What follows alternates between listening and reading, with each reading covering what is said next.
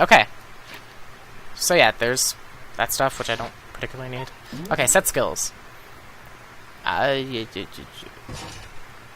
so I have attentive influence. Wait. Increase influence gauge by 2. Okay, yeah. Effective during class trial. Okay. Algorithm, this is Chihiro's. Glad I talked to her so much, because that was the only way I could have gotten it. Increase speed of memorizing a statement. Effective during non-stop debate. Cost 2. Okay, whatever that means. Neutral liberation. The focus gauge decreases more slowly during concentration and fever time. Effective during non-stop debate, the Hangman's Gambit, and the bullet time battle. Okay, I have enough for all of them. Yeah, okay. Okay, so yeah, I can equip all my skills, because I have 12 SP. Okay. We got this. Okay, let's do this. Okay. Class trial start. The basic explanation of the class trial. So, your votes will determine. Let's find out who killed Chihiro. Okay. If you can figure out who done it, then only they will receive punishment. But if you pick the wrong one... Whoops, I bumped my mic. Hopefully I forget to edit that out. Then I was trying to draw a finger across my neck in a threatening way. And the one that deceived everyone else will graduate. Okay then. So, first off... Yeah. Is my mic okay? Yeah, it's fine. Let's talk about the murder weapon! You sound so happy saying that. First we have to make clear what was used to deliver the fatal blow. Make your argument. Locker room dumbbell. Okay. Pretty obvious that was what it would be. Okay, so press space to stop it. Yep, that's right. According to the Monokuma file, the killer used a blunt instrument. But what kind of blunt instrument could it have been? What? You think you have some proof to contradict what I said? I mean, I was just trying to answer the question. Listen, I'm not good.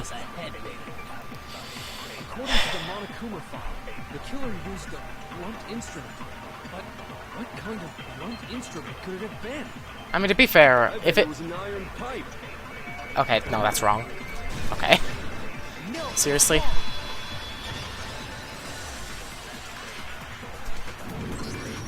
Can we agree that the object that dealt the fatal blow was the dumbbell, found at the scene of the crime?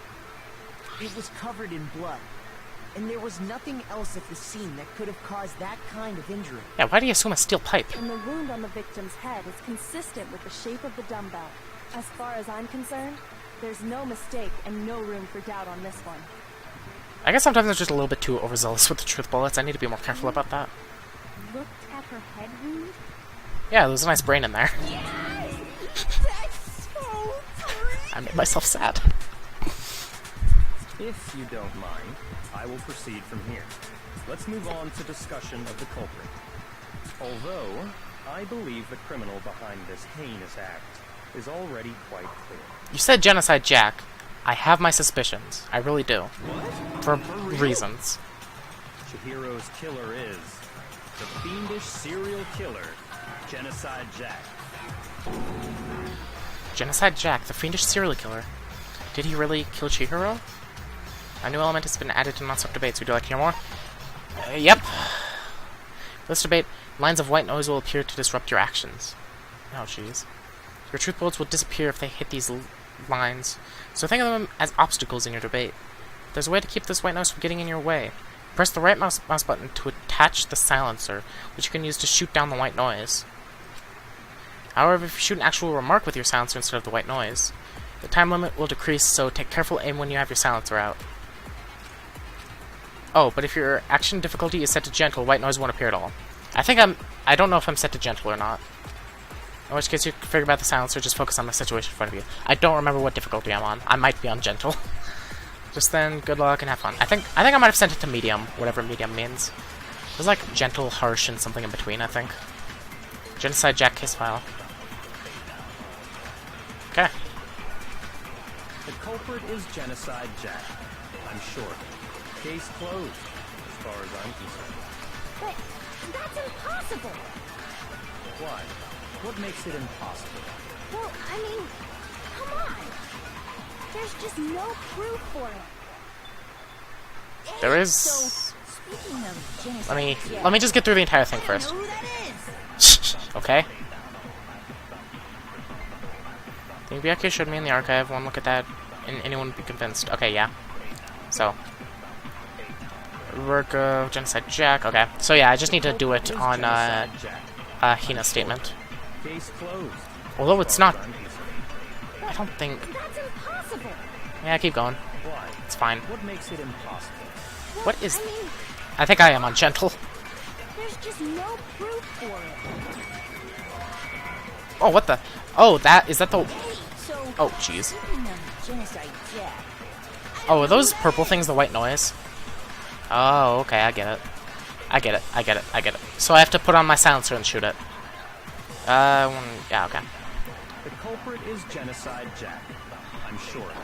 Case Okay, so yeah. closed, as far as I'm concerned. +1. Okay, I get +1 second for everyone I destroy. impossible. Why? What makes it impossible?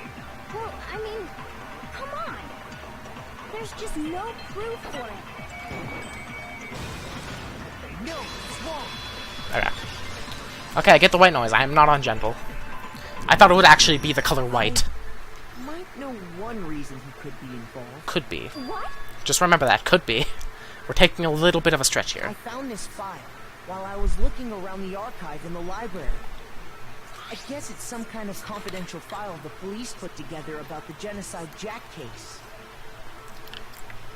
Yeah, I love how people put top secret on top secret files. That just makes people want to read them more. What? That's kind of weird as shit, isn't it? What was something like that doing in the library? The why of it is probably more trouble than it's worth. So let's forget about that for now. More importantly, it outlines all the specifics of every Genocide Jack case in exceeding detail. Okay. According to the file, there appear to be two defining characteristics in every Genocide Jack case. The first is that a bloody message was found written at the scene of every murder. Oh, that's right. Ooblust. Yeah, that's exactly what it is. It's actually blood I love how they switched to Hina for that. But more important is the other characteristic, and it's something that has never been made public. Never made public? What the hell is it? Why don't you tell them, Makoto? The other characteristic of every Genocide Jack case in which the world at large doesn't know, if I'm not mistaken, has to do with the positioning of the body. How the victim's positioned. Yeah, yeah. Apparently, in every Genocide Jack case, the killer suspends the body in a certain way. Other than the killer, the only people who know about this are the higher-ups in the police department. However, Chihiro is most definitely suspended in the same way. Not the same way.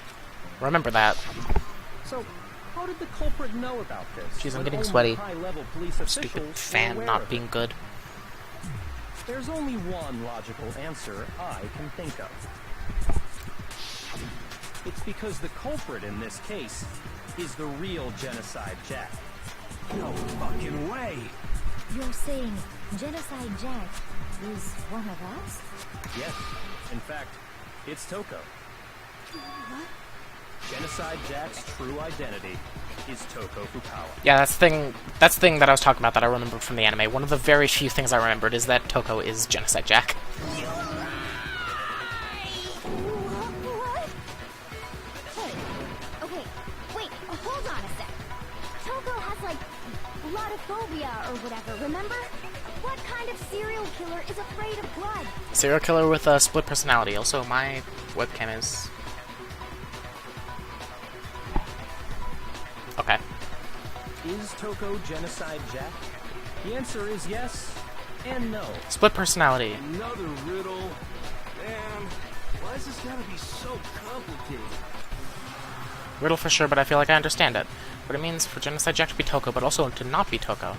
The answer is that she's just not one person, but multiple people, right? Hangman's Gambit? How do I do Hangman's Gambit? I can't remember. Oh, jeez. What's the word? What the? I don't know. Wait, what? I don't remember how to do this part, to be honest. Oh yeah, I just need to keep hitting the right letter. The letter that shows up. Okay.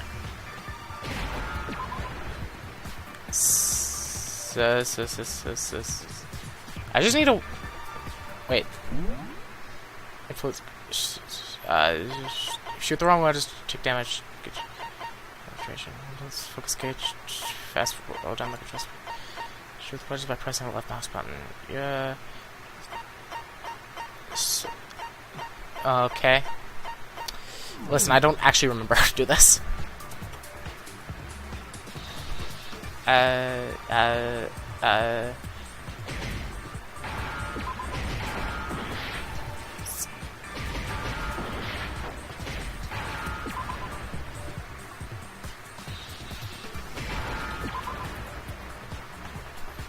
I understand. That's a little bit insulting of a word, but okay. Is it because Genocide Jack has a split personality? Split personality disorder and schizophrenia are not the same thing, first of all. I think I read that somewhere in the file, too. They thought that the suspect might have... what did they call it? Dissociative identity disorder. Oh, okay. But still, going to say that about Miss Fukawa is... Perfectly acceptable. Toko's strange behavior after seeing the body is proof enough that she has a split personality. One thing they should talk about split personality. What to do with her behavior for... her behavior changed. I got it! She was like a You're completely talking different person. about how she started acting totally different than usual, right? That's right. Think back. She fainted when she saw Chihiro's corpse, and then, when she woke up... Didn't she say, like... wasn't she, like, talking to the corpse or something? I'm fine, oh, was that a dead body? Hey, are you dead? Yeah. She must have hit her real hard when she fainted. Front back to yeah, but I've read all this. Please don't make me read it again. She was acting funny, that's for sure. The melancholy tone of hers completely disappeared. Don't go assigning adjectives to my tone without permission. Not to mention, once she regained consciousness and saw Chihiro's body again, she was utterly calm. In other words, within her is one personality that can't handle blood, and one that obviously can. So when Toko trapped herself in her room, it's because she was scared of Genocide Jack?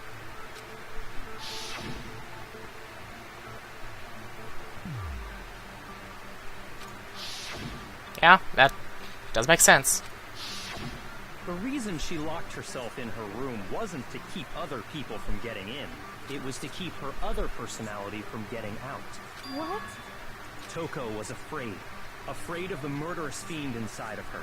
Of killing even more people. How? Yeah. How can you know all this? I do believe you misunderstood her. What she's trying to say isn't, how can you know all this? No. What she wants to know is, how could you tell them?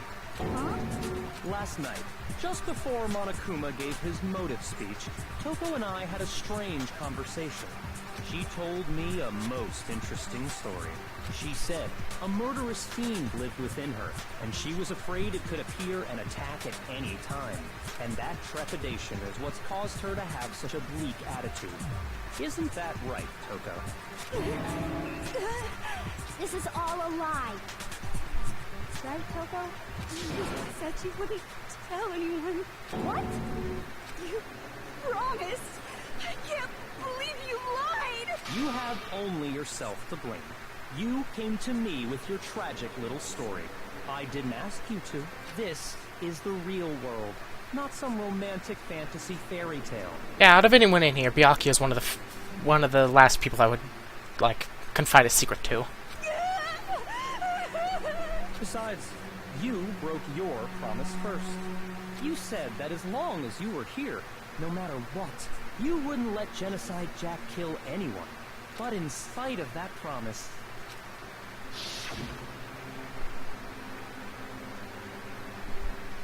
Sorry, couldn't keep our promise.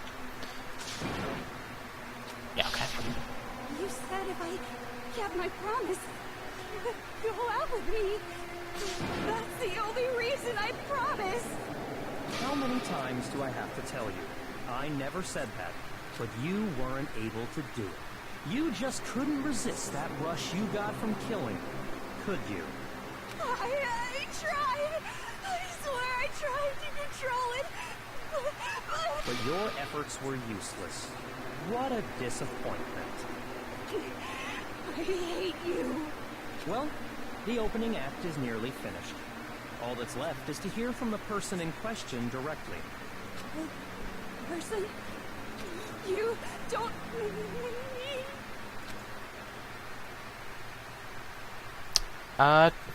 Tuco's body suddenly lunged backwards. A huge thud echoed across the courtroom, but in the next second... Well, hello there. Is it me you were hoping to see? What the heck? So you figured it out, huh? Well, whatever. What are you gonna do?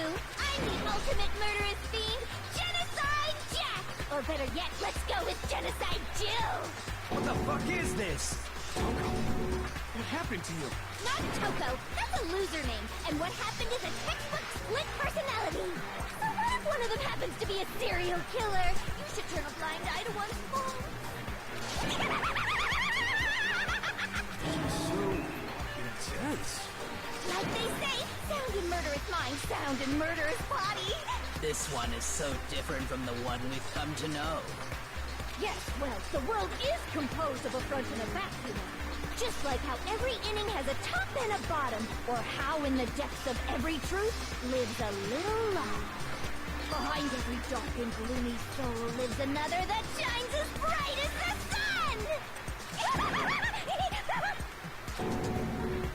This is the murderous fiend, Genocide Jack? This is beyond insane. Miss Jack, Jill, can I ask you a question? What's up? Some of us think you might be the mastermind behind our entire situation. What are your thoughts on that? Well, I'll tell you. I am the mastermind of all masterminds! Just kidding! Then it's not true? Of course it's not true! How dare you try to link me to that creepazoid? And another thing, the police and government and society in the outside world are totally powerless! I mean, they just let this idiotic, bloodthirsty maniac go buck wild all over town! Sure, I'm a bloodthirsty maniac, but life is pain, right? To live is to hurt other people. It's a necessary evil if you want to survive. The act of living itself causes pain for everyone. Just kidding again! This She's very should be interesting. enough to convince you. This murderous fiend is responsible for Chihiro's death. There's clearly a motive, so there should be no doubt. A motive? Remember what Monokuma told us? If someone didn't murder and graduate within 24 hours, an embarrassing memory or secret would be revealed. Well, let's assume that Toko's secret was about Genocide Jack. If a secret like that came to light, Toko's life would have undoubtedly been forever ruined. So she had a very clear motive to never have that side of herself exposed. Interesting. Very, very, very interesting. But sorry, as much as I hate to admit it, I'm not the culprit. But I cannot imagine anyone other than you could murder someone in such a bizarre fashion. Maybe so, but nevertheless, it's the truth. Do you really expect any of us to believe you? Yeah. I could never believe a word you say, you monster. I believe her. Same thing I've been saying before. Chihiro wasn't killed with scissors, and every other person was. Maybe she's totally right about that, but something's still bothering me. What she said, I need to get more details about all of this. What truth bullets do I have? Status of dead body. Okay. Okay. Sorry, but I didn't kill anyone. You say that, but do you really expect any of us to believe it? Perhaps if you had an alibi, that would change things. Oh, an alibi, huh? Now we're talking. When you compare your past murders to this incident, the modus operandi matches completely. What Wait, no. more Nope. proof do we need? What? Oh, dang it. I literally did a split second too late. Give it up. You killed her. Just focus on Chihiro's body. Yeah, okay.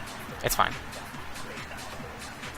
Yeah, it's the... Sorry, but I didn't kill anyone. How do I fast forward? You say that, but perhaps if you had an When you compare your past murders, the modus operandi matches. Nope. No, it's wrong. Hehehe. Are the methods of murder really exactly the same? I'm They are so not. sure about That's what I've been talking about the entire time since we saw the scissors. I think there's a slight difference between the Genocide Jack cases and this one. Huh? How's it any different? Oh, you don't know? Well then, human garbage, let me tell you!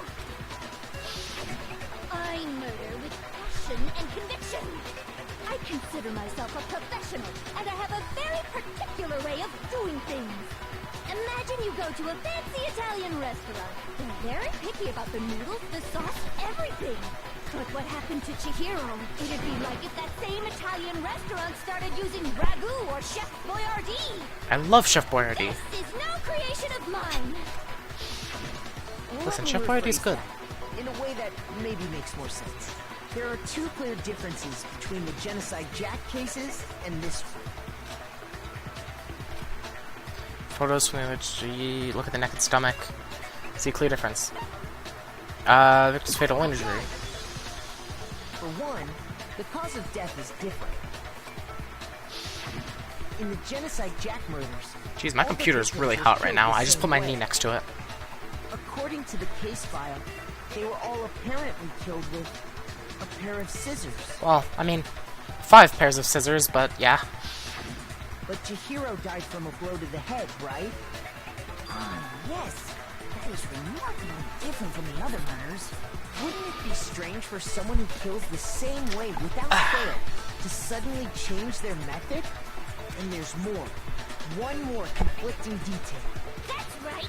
In my recipe of murder, if the bloody message is the tortellini, then the arrangement of the body would be the pesto sauce. Can you please stop comparing killing people to cooking? Nah, it's a fine comparison. I like it. So, are you saying the other difference has to do with how the body was arranged? That's right. The second difference is related to how she was suspended. In the photos of the other Genocide Jack cases, all the other victims were stabbed through their hands. Here, you'll see a clear difference. What was used to suspend her? I got it! Do you remember what the killer used to suspend her? They used some kind of rope to hang her up by her wrists. What is your point? Well, in all the previous Genocide Jack cases, something else was used to suspend her. Specifically, pairs of razor-sharp scissors. Mm-hmm. And guess what? I use my own specially designed scissors for the murders and the arrangement. Like I said, I'm a professional, so naturally I'm very picky about the tools I use. Yep. And you know what else? Big Mac said there's 2 differences, but he's wrong. Big Mac? Are you referring to me? Why Big Mac? Listen up, Big Mac. There's actually one more difference. Huh? My word, you really didn't notice? Take a look at who the victims were in each Genocide Jack case. There's a pattern there, just waiting to be discovered. Pattern. Oh wait, all the names. Weren't they all guys? Figure that out, and it'll be plain as death why I couldn't have possibly killed that little lolly girl. Let's see. There's a pattern surrounding the Genocide Jack victims, and Chihiro didn't fit it. If you look at the names of every victim, what you notice is they can figure it out. I know why she couldn't kill Chihiro. Was her lover? Was her friend? I got it! Is it because Chihiro was a girl? Bingo, bullseye, right on the money! What are you talking about? In all the Genocide Jack cases, all the victims had something in common. Yeah, all the names that second half I didn't bother to read. They were all guys? people I kill with such passion and conviction are all adorable little men. I can't believe I said it! I'm so embarrassed! The hell is wrong with you? I can't help it! I'm just a full-throttle boy-on-boy fangirl, and the movie side of me just hates it. But now I'm on the fast track to becoming a full-fledged fan madam! So since Chihiro was a girl and not an adorable little man, you wouldn't kill her? Would an Italian chef suddenly start making ramen just because they're both noodles? Don't be stupid. I like ramen. I have too much passion and conviction to cross that line. That's the absolute reality of a one and only. We get it. You've clearly explained your hobby and your philosophy. But that's a different matter entirely. Whoops. Accidentally When clicked you're forced too to fast. kill in order to survive. Quiet, lowly cur! Lowly cur? I would never kill for a reason as petty as mere survival. And if by some fluke I did kill to survive, why would I bother with the message and arrangement? It'd make me the obvious suspect. You know, although she is, you know, absolutely deranged, I do like Genocide Jill. I actually really do as a character. She's just entertaining. Does make some amount of sense. Whatever reason I have for killing, I would never leave out my prized scissors. Who would go out of their way to use a big, stupid, heavy dumbbell? Maybe you used the dumbbell because you couldn't find any scissors in the school? Any scissors? I don't just use any scissors. I only use my own set of high-class, envy of the entire world scissors! I want those scissors. Hey, whatever. There still aren't any in the school. Are you sure about that? Da-da-da-da! She's fully equipped. That's right! So I can kill anywhere, anytime! Why would I resort to dumbbells or rope when I have my trusty scissors by my side? Go ahead, tell me I'm wrong, you can you gutter dogs, all of you! Not to mention, I have no clue how to tie a good knot. The rope's totally out of the question anyway!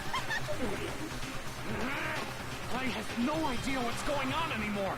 Could such a heinous villain really be innocent?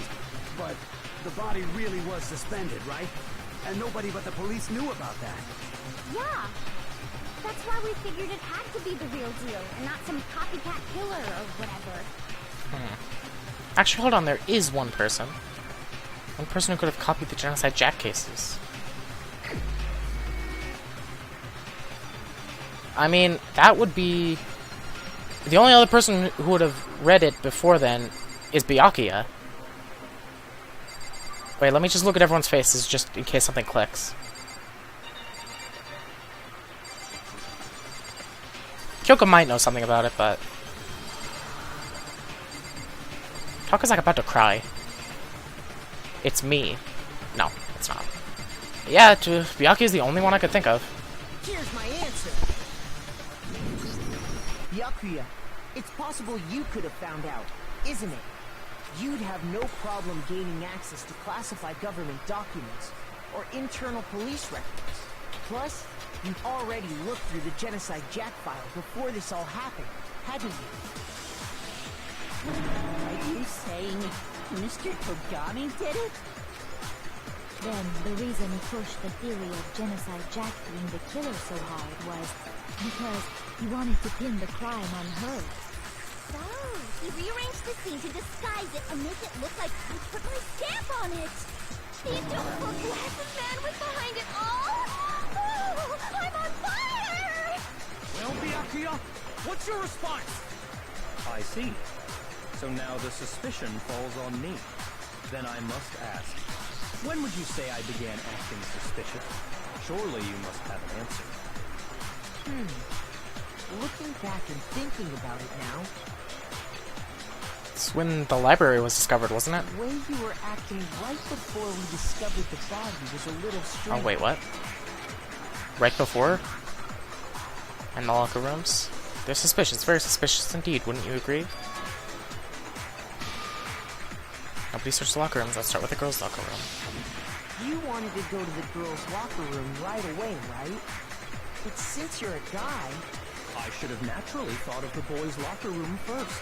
Is that what you want to say? The Interesting. victim was Chihiro, a girl. Hence why I said we should check the girls' locker room. How did you know it was Chihiro? Nothing strange about that, I'd say. On the contrary, there's something very strange. Okay then, what's so strange about it? Go ahead, share with the rest of the class. Clear contradiction of what Byakuya just said. Clear to everyone. Sure. Let's listen. Add something called Truth Flashback. If you aim at the weak spot and hold down the left mouse button, then you'll memorize that weak spot. Memorized phrase can only be shot once as a single truth bullet. Oh, okay. If you shoot or change the truth bullet, it will disappear from your truth cylinder.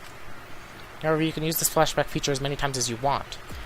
If you don't seem to have the answer to a lie or contradiction in your loaded truth bullets, it might be wise to memorize the different weak spot and use that to make your case. When's the best time to flashback? Well, you'll just have to use your king wits, won't you? In this case, though, I will say that if you don't use the flashback, you won't be refuting anything. Well then, good luck and have fun. How do I look at a flashback? Okay, let's just listen to what's happening here. So, you said Byakuya was acting kind of weird before we found his body. But he was acting weird... how? If you're presented with the opportunity to check out the girls' locker room, You absolutely take it! That's a natural reaction for any guy! Not Byakuya, though. The victim was Chihiro, who was a girl. So, of course, I would suggest we check the girls' locker room first. There was no time for pointless distractions. What's so strange about that? you wish you'd taken me with you. Okay. I just realized there's a clear contradiction there. This doesn't make sense how we could have known before we'd even found out. Okay, we need to make that contradiction clear. Okay, how do I... Wait 1 second. Something. Let me look at this. Huh. Target a weak spot and hold down the left mouse button. You can use that weak spot. Huh. Okay. I'm getting it. Okay. Wait. Before we found the body, that's it. We didn't know it was Chihiro. That's what I was looking for. I didn't exactly know how the flashback bullet worked. You absolutely take it! That's a natural reaction for any guy! The victim was Chihiro, who was a girl. Boom! No, it's wrong! I mean, it's not wrong, but, like... It's so hot in this room. About that. Because up until we actually discovered the body, we couldn't have known who the victim was. So your claim that you went to the girls' locker room first because Chihiro was the victim doesn't hold up. I see. That's a good answer, I must admit. Interesting. Very interesting indeed. But your reasoning is still too weak. Huh? What's wrong? Is that it? Surely you've got more than that. Go ahead. Show us. What's with Byakuya's attitude? It's like he doesn't even care. I've got him cornered, but he's acting like it has nothing to do with him. What's the matter? You're not finished already, are you? There must be more to it. There is. I think. Jeez, Makoto's looking as sweaty as I am. There is more to it. Think about it. We just talked about the differences between this case and past Genocide Jack incidents. The proof you're looking for is hidden in there. Oh? Proof that I'm the culprit, you mean? The differences between the case and the other Genocide Jack murders? Proves Byakuya is responsible is hidden in there? What could it be? Okay. Library desk lamp. Okay. What? The difference between the cases? You want me to explain it again? When I want to kill, I use my very own special scissors. And I use those same scissors to arrange the body. But Chihiro was suspended with... It was some kind of rope. Was it not? That's right! It absolutely was!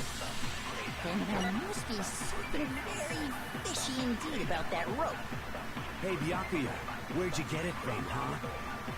I'd never seen that rope before in my life. Obviously, Oh, come somebody on. else must have had it hidden away somewhere. It's the second to last one. I get it. Possibly first. Yeah. But was it actually a rope? No, it wasn't. Okay. The only problem was that I pressed space to slow it down, but when I did the silencer, it didn't work. Please, hit it! Come on. Okay. Come on. Then there must be something. Hey, Byakuya, where'd you get it? I'd never seen that rope before Here. in my life. Ignore the stupid white noise. No, it's wrong.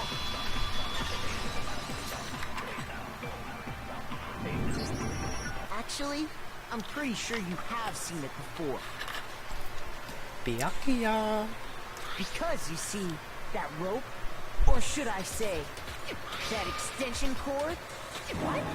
An extension cord? How did no one else realize it was an extension cord? Byakuya, you've used the extension cord in the library more than once, haven't you? And the same extension cord that was in the library all this time went missing after the murder. And there's no way someone who uses that extension cord as much as you do wouldn't discover that fact. And Byakuya must be the one who took the extension cord. I can't imagine any other possibility. That's really what you think? Then your conclusion is something like this? I killed Chihiro in the girls' locker room, then hung her up and wrote that bloody message. I intentionally made it look like Genocide Jack was behind it. Is that about right? He's doing it again. He's totally calm, totally unconcerned, as if he's not even involved. Wait, not even involved? What's wrong? I asked you if you think that's what happened. Oh, yes, that's what happened. So that's it, right? Byakuya's the killer. I don't disagree with not disagreeing. He kept calling this a game, right? So he'd be totally willing to do something like this to win. Sorry, but could we hold on just a second? I think we need to talk about this a little more. Sure. Do we really need to? We've already decided who did it. I know, but still, there's something that's still bothering me. Is that right? And what, pray tell, is still bothering you? I killed her in the girls' locker room, then disguised my crime. Specifically, I dressed it up to make it look like it was the work of a homicidal psychopath. What about all that bothers you? She wasn't killed in the girls' locker room. Wait, what was that just now? Something not right. Chihiro's body was definitely found in the girls' locker room, but does that mean... Can I really just accept what Byakuya said is the truth? No, I don't think so. There's definitely something off about what he said. The scene of the crime? I got it!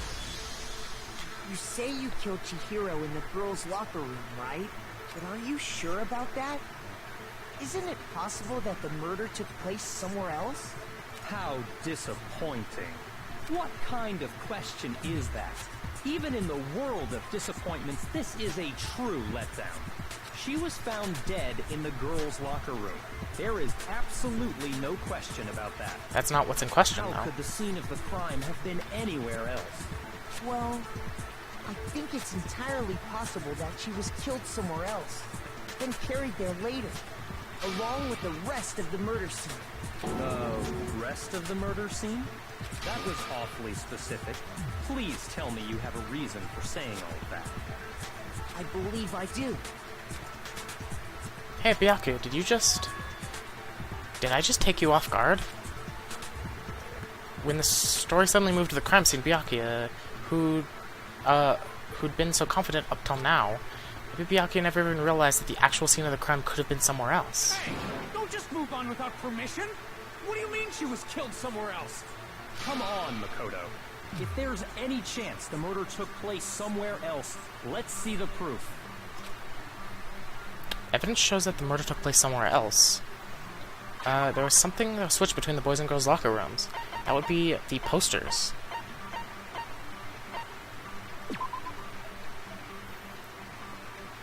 Yeah. I got it! The proof that she was killed somewhere else is the poster that's hanging in each locker room.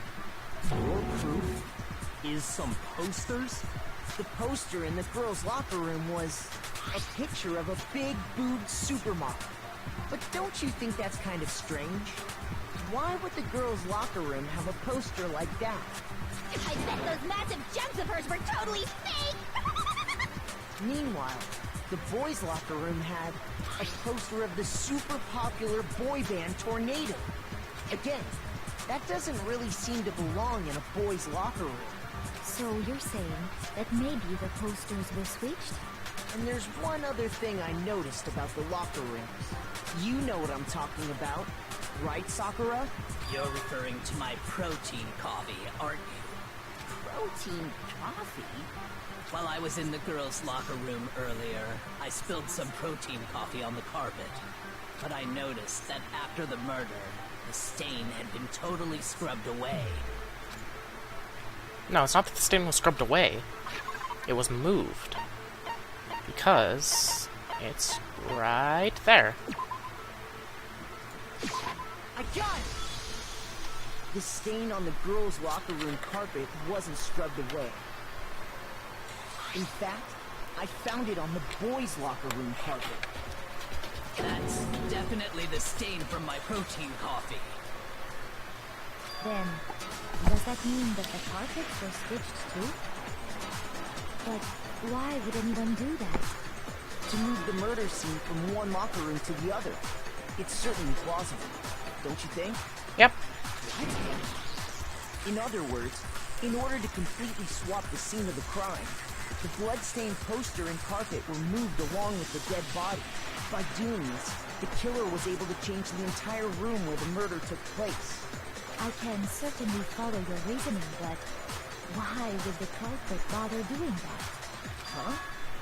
Why would they go through all that trouble of switching the scene of the crime? Actually, an even bigger question.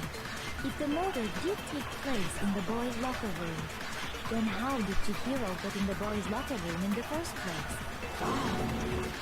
To get into the locker rooms, you have to swipe your e-handbook across the card reader device. But Chihiro's handbook should have only allowed her access to the girls' locker room. She had no way to get into the boys' locker room to begin with.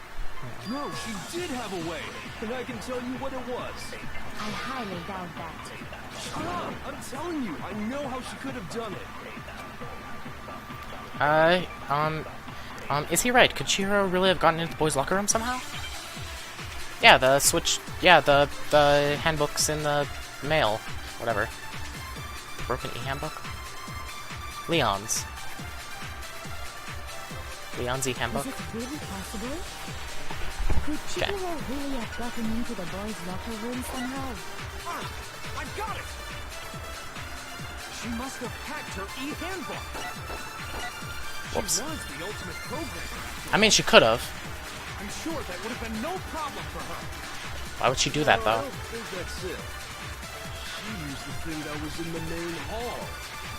Huh? What thing? I'm talking about Leon's handbook, of course. If she had that, she could get into the boys' locker room no problem. Yeah, but Leon's handbook is broken. Is it really possible? Could Chihiro really have? She must have hacked. She was the ultimate. I'm sure that would have. No, I don't. She used the thing. Huh? What thing? I'm talking about Leon's handbook, of course. Oh, boom. No, it's wrong. Got it.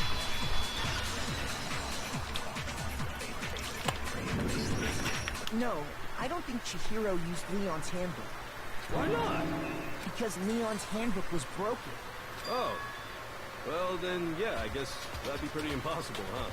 I am struck silent by how quickly you gave up. Plus, isn't there a regulation against using someone else's handbook? Actually, the rule states that loaning your handbook is prohibited. It says nothing about borrowing one. In other words, you could borrow a dead person's handbook all you want, and you'd be safe. Yeah? Yup.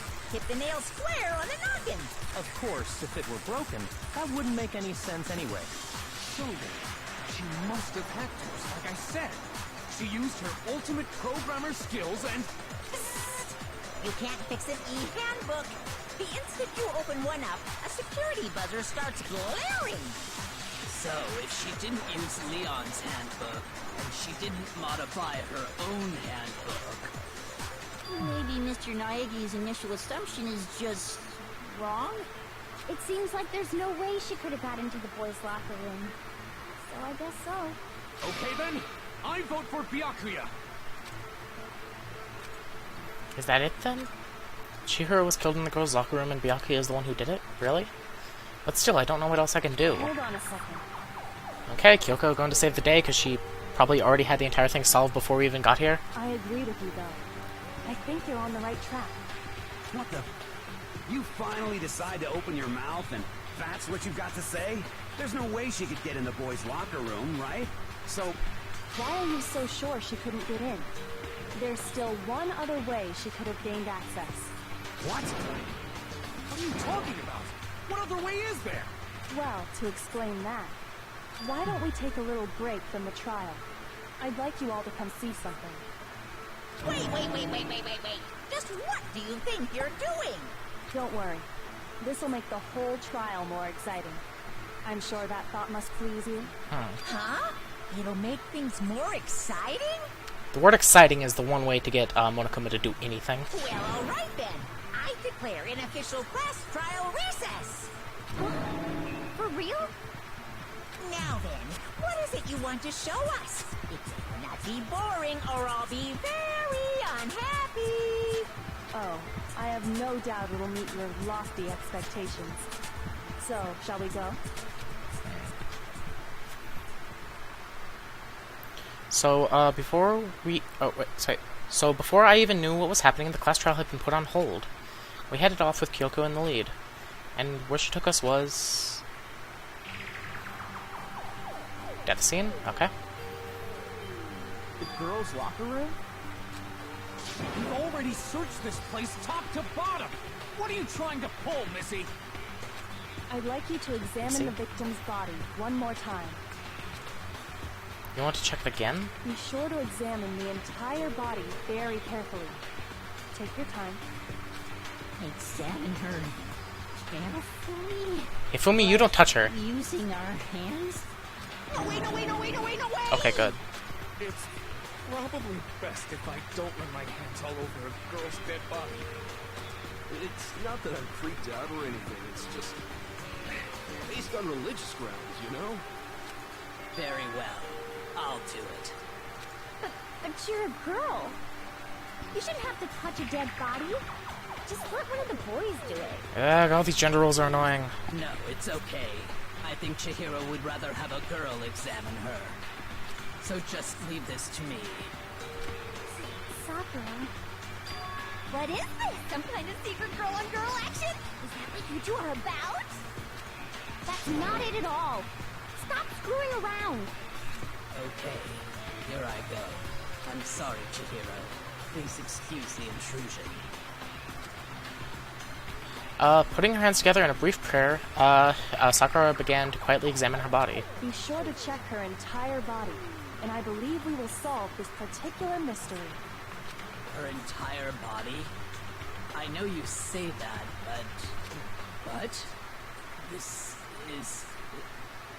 What is this? What is it? Not possible. It's not possible.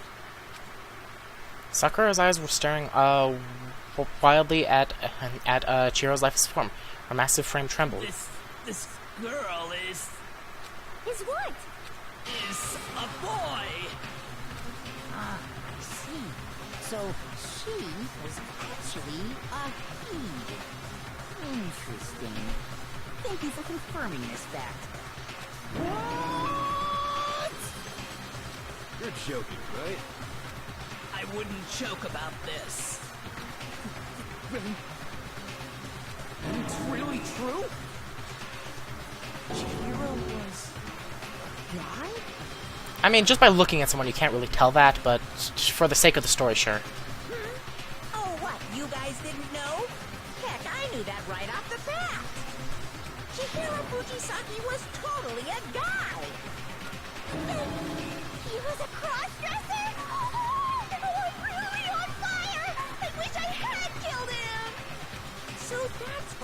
Mako wanted to show everyone, huh? Interesting.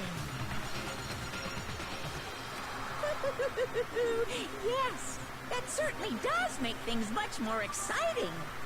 Now let's ride this wave of excitement back to the courtroom and get back to the trial. I do apologize for keeping you waiting. Now then, let's resume the class trial. Okay. We've all just learned of the shocking revelation that Chihiro was actually a boy. Let's pick up from there. Yes, well, I don't know his reason for hiding it, but the fact is, Chihiro was not a girl, but a boy. To think that Chihiro was actually a guy. The thought had never even crossed my And mind. because the victim was male, he would have had no problem gaining access to the boys' locker room. Assuming his handbook did, in fact, list his gender as male, then yes, that would be true. Of course his handbook said he was a boy. He dressed like a girl, but he was a boy through and through. So then, there should be no issue with Makoto's initial assertion. The victim was killed in the boys' locker room, and was then later moved to the girls' locker room. And the killer could have easily used Sayaka or Junko's handbooks to get into the girls' locker room. So Chihiro really was killed in the boys' locker room? I still don't understand the motive for moving the body, but yes, that does seem plausible. Well, I must admit, I did find it rather odd. I knew he felt a little off. There was a certain incongruity to his female body. This is the most titillating situation! So now everything has been connected. All the mysteries have finally become clear. Okay, well, connected or clear or whatever, we still think you're the killer, remember? Very interesting. This has become very interesting indeed. He's off in his own little world. What about you, Makoto? After everything we've learned, do you still think Byakuya's the killer? Well, without a doubt, Byakuya is the one that made Chihiro's death look like Genocide Jack did it.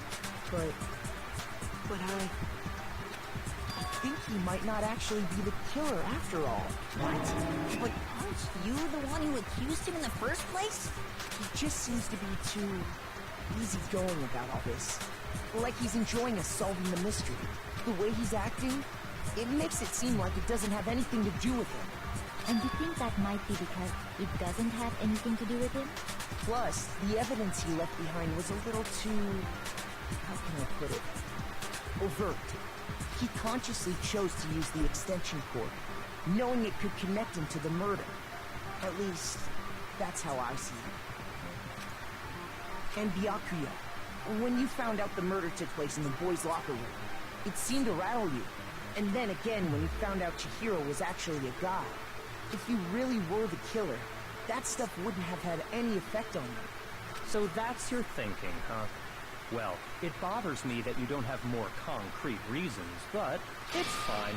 I guess I'll mark it as correct for the time being. Mark it as correct? He's right. I am not the culprit.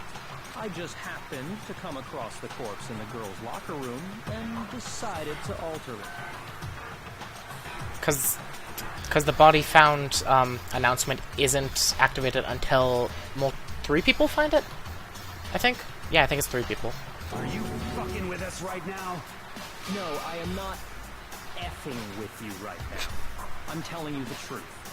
Well, I find it very hard to believe. Go ahead, find it very hard to believe. You're free to be executed along with the rest of us. If you're really telling the truth, then why? Why do you do that to his body? My reasons hardly matter right now. Uncovering the culprit is much more important, wouldn't you say? Now then, if it wasn't me, who was it? Well, I don't think I can say for sure without talking about it a little more. You're seriously gonna keep going? We're all good, aren't we? I thought it was clear Byakuya did it. We just decided it wasn't him. No, I'm with Makoto.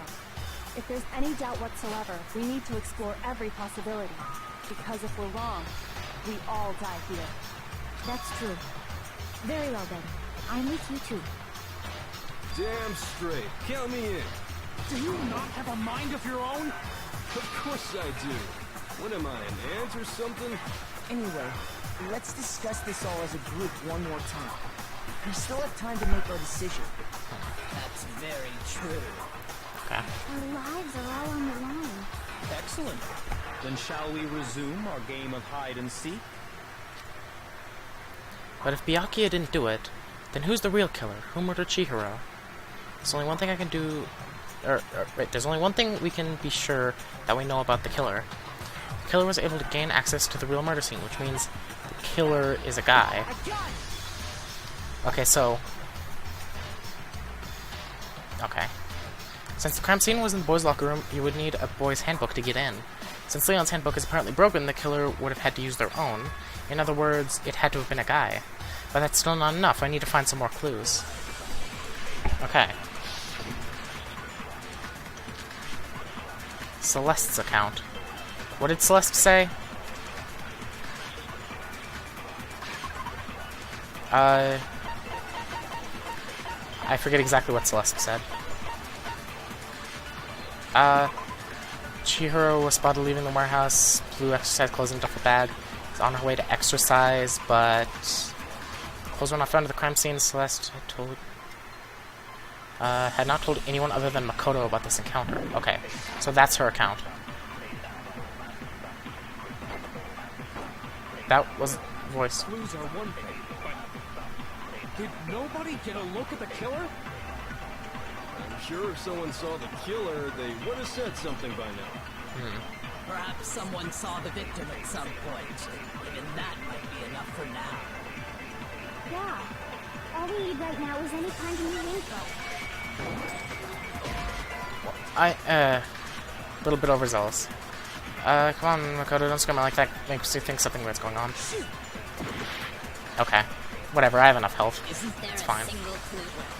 Did nobody get I'm sure if someone saw the Okay, let me do what I, know that I should do, and just go to the end. It's all over. Just let it go to the end before I say Saw something. The victim? The killer. And only the killer. And it's That's not probably like it. they're just gonna turn themselves in. Game over, man. Game over. Yeah! No! Not game over! Okay, Isn't there a so I know the right one. Did nobody get I'm sure if someone saw the killer? Perhaps someone saw the victim at some point. It's over. You want to know who saw the victim? The killer. And not only the killer. No, it's wrong.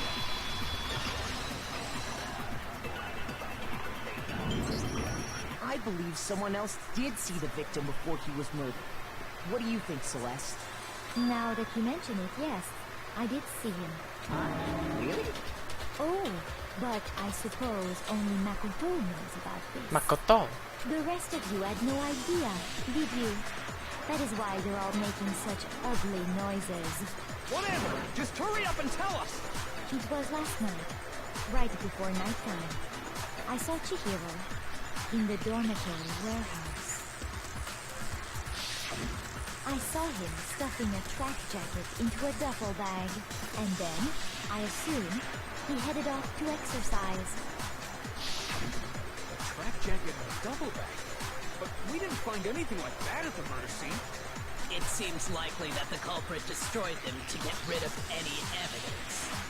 And that is when he said something that struck me as rather odd. Well, I better get going. I'm kind of in a hurry. Chihiro told me he was in a hurry. But why would he be in a hurry? Only if someone were waiting for him, I should think.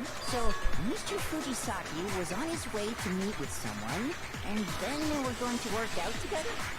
But Hina and I had invited him to exercise with us plenty of times, and he always declined. Probably because he was afraid you'd find out the secret he was hiding, right?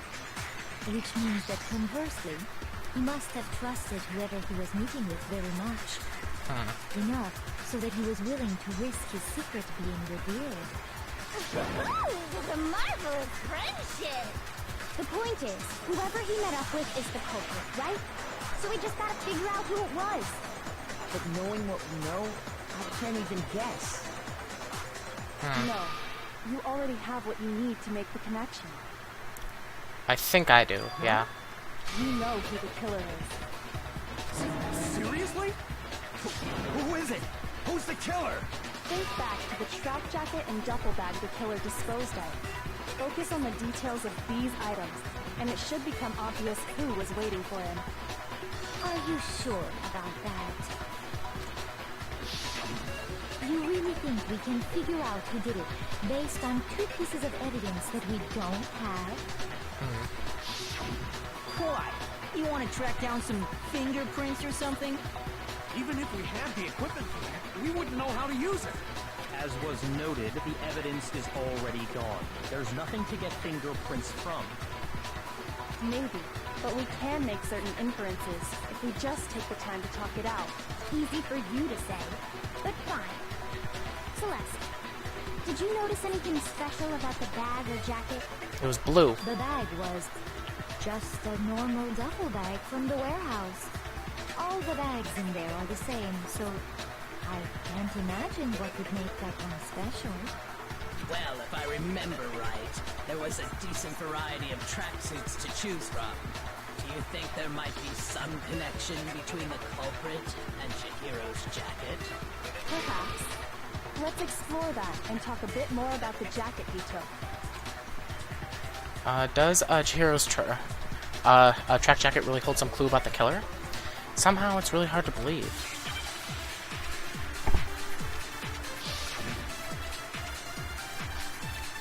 Celeste's account? Okay. First of all, we know where Chihiro was heading. Okay, let's sit back and listen to He was this. on his way to go exercise. So next we have to ask, why did he choose the specific tracksuit that he did? What do you mean, the specific tracksuit? I got it! He picked that tracksuit because it matched the one the culprit was wearing. So, what you're saying is, the killer was wearing the same blue tracksuit as him? My tracksuit is black. I don't even have a tracksuit. Because exercising sucks. I have a white tracksuit personally. I got it from the warehouse, if you must know. Did any of that really help us get any closer to figuring out who the culprit is? No way. Not a chance. Let me look at Celeste's account again.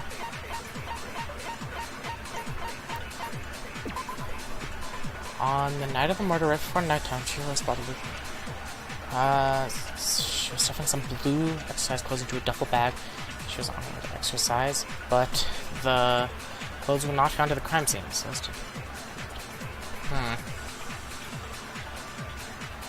okay, there are only 3 things I can get wrong. Well, only 2 things I can get wrong, technically. You heard him, right? What he just said without even realizing it?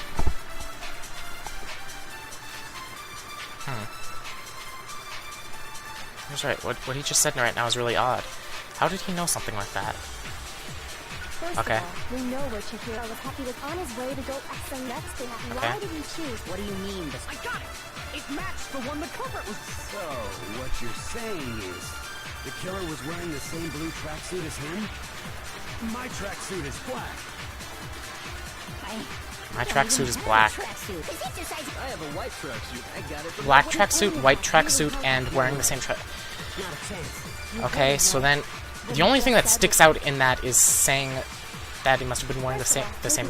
Next is, why did he choose? What do you mean, the specific? I got it! He picked that tracksuit. It matched the one the culprit was wearing. So, what you're... The killer was wearing the same blue tracksuit as him? No, he's wrong.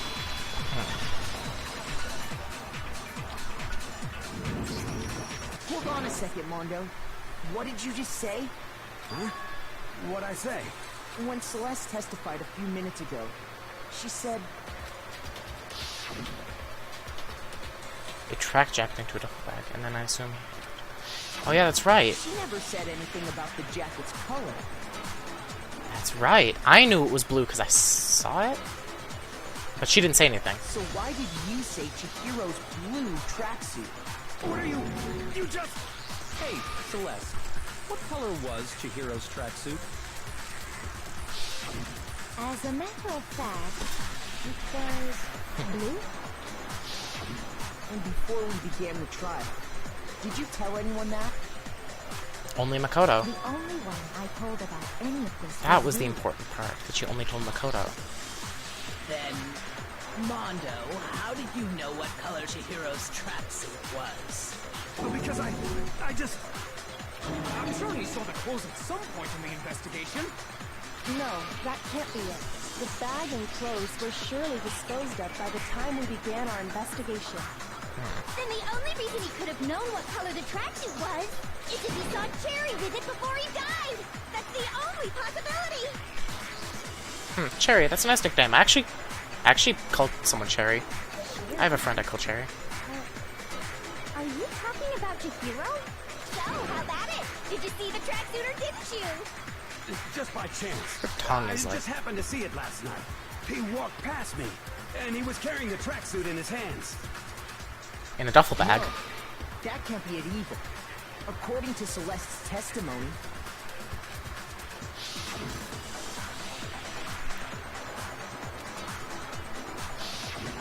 when Celeste noticed it, Chihiro made a point of making sure the jacket was completely in the bag.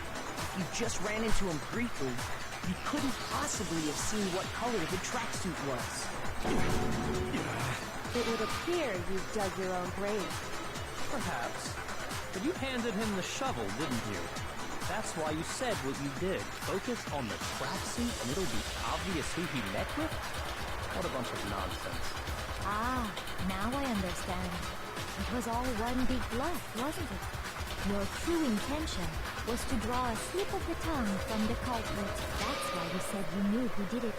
To put them on edge. That's right. However, Mondo was my target all along. I had my suspicions about him from the very beginning. But why? What made you so suspicious? That's a good question. Because I hate him. I mean, yeah. Because the way he was acting. Right? There was a certain turning point that tipped me off. Maybe you didn't notice it, Mondo, but you tend to refer to men and women differently. You only call guys dude. For girls, it's chick. And after he was killed, you happened to refer to him as dude. I think I remember that. On that, it occurred to me that Mondo knew something we didn't. You notice such a tiny detail? Are you a witch? She's a witch! You're positively frightful. No, I'm not the frightful one. Not nearly as frightful as someone capable of murdering a friend. Mondo, was it really you? Did you really kill Chihiro? I didn't kill anyone! You've been all over me, judging everything I say, putting words in my mouth. What gives you the right to treat me like a goddamn criminal? Yeah, he would never do something like that. This is a false accusation. Taka, please. It's true. My reasoning on that is pretty shaky. That was fast. Well, this does present us with a problem. It seems we are all out of leads. My time has nearly come. That's what my little ghost friend is telling me. Oh yeah, that reminds me. Hifumi, weren't Yeah, you telling he me did you find some found evidence. Really? What kind of evidence? Actually, now that I'm thinking about it here calmly, it might not be all that relevant. Still tell it, just in case. Jeez, does your confidence just get up and walk away? It's fine, man. Just tell us. Oh, my neck. I think this class trial has been going on for over an hour. Yeah. If you really insist, then... Okay, come on, Hifumi, what is it? Here it is. What is it? What do you have there? It happens to be an e-handbook. I found it laying on the ground, so I scooped it up. Found it on the ground, right? Then it must belong to... It's Chihiro's? I got it! We know Chihiro's handbook was missing from the scene of the crime, right? For a fact. For a fact indeed. I was totally sure I'd found it. Then it must hold some clue about the culprit, right? Well, that's what I was hoping. But it's busted. It won't even turn on. I imagine the culprit broke it to get rid of any evidence after the murder. No, you can't break it. That's odd. I didn't think the handbooks were quite so fragile. You're right. They're not. They're totally waterproof and shock resistant. It would take an awful lot to break one. And yet, this one does appear to be broken, as is Leon's, sitting useless in the main hall. For all your confidence, that is a remarkably high failure rate.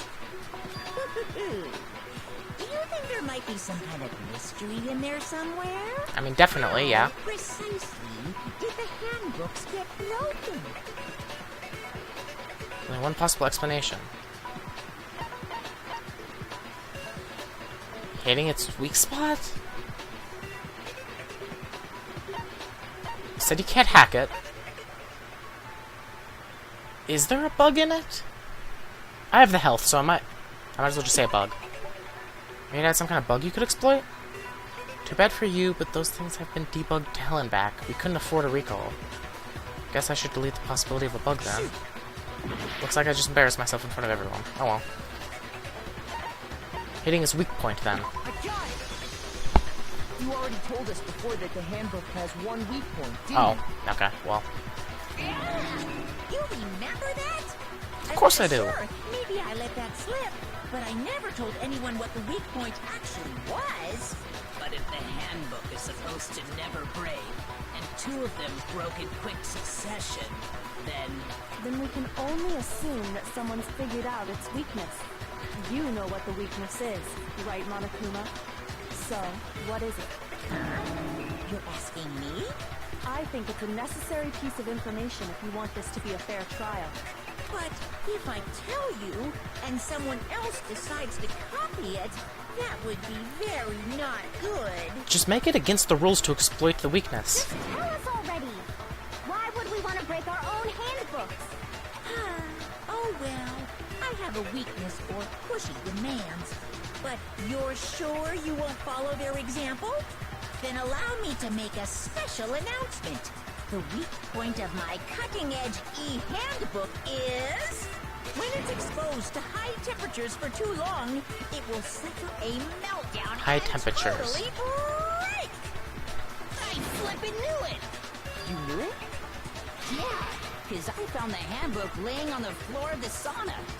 The temperature in the sauna can reach over 200 degrees. Strange how you don't get burnt, huh? Huh. Mondo and Taka are a lot more impressive now. It's because as your sweat evaporates, it creates a cooling layer of air around your skin. If the hot air of the sauna were somehow pushed directly onto your skin, you'd definitely get fried. That layer of air would get blown away. That's why you may feel a burning when you move around. So when you're in a sauna, make sure to keep nice and still. Interesting. I learned one new fact today. That is a mere trifling speck of knowledge. Anyway, if you found the victim's handbook in the sauna, I should have checked the sauna. then the killer must have been purposely trying to raise its temperature in order to break it. meaning the culprit somehow knew its weakness. But how'd they find out? Monokuma said he didn't tell anyone, right? Indeed. Quite the mystery. He knew because he broke his own handbook. Because Mondo was in the sauna with Taka. Or, well, something like that. Something about that. What if they found out by accident? What do you mean by accident?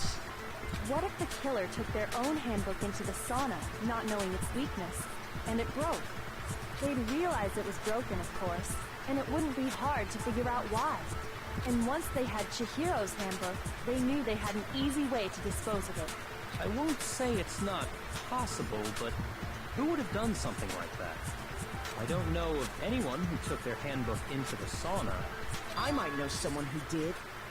Whoa, seriously? I think the one who may have taken their handbook into the sauna was...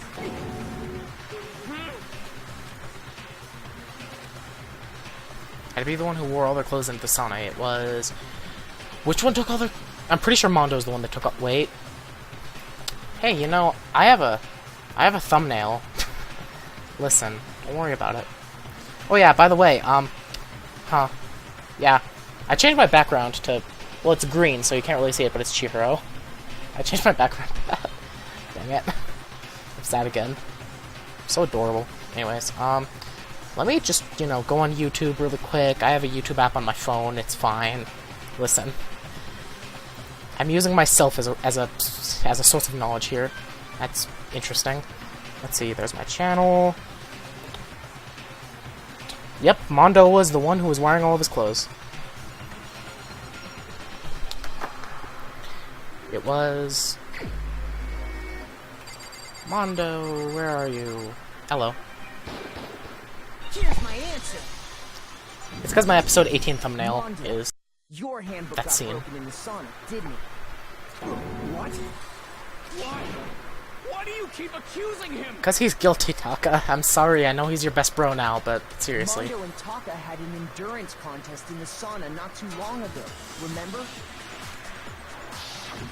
And for the contest, Mondo just so happened to keep his school uniform on. But little did he realize, he'd also left his handbook in one of his uniform pockets. And when it was all over, Mondo discovered that taking your handbook into the sauna could easily destroy it. Maybe not easily, but, you know, leaving it in there for a long time. No, wait, hold on. You got it all wrong. He would never kill. I don't accept this. Show me the proof. The actual solid proof. I mean, I don't want to believe it either, but I found something that proves it beyond a shadow of a doubt.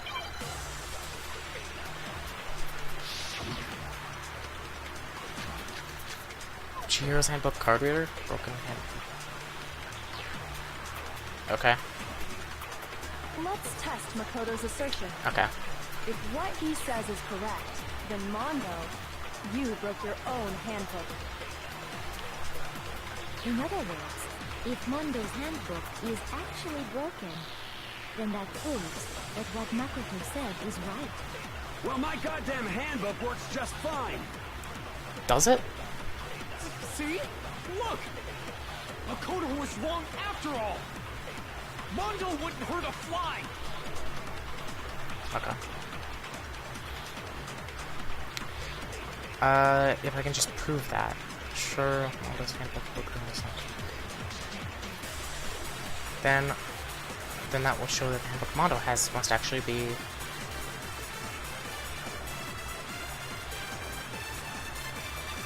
Let's test Makoto's assertion. If what he says is correct, then Mondo, you broke your own handbook. Huh. In other words, if Mondo's handbook is actually broken, Huh. I'll try Broken E then handbook. that proves that what Well, my goddamn handbook works just fine. There it is. What's wrong?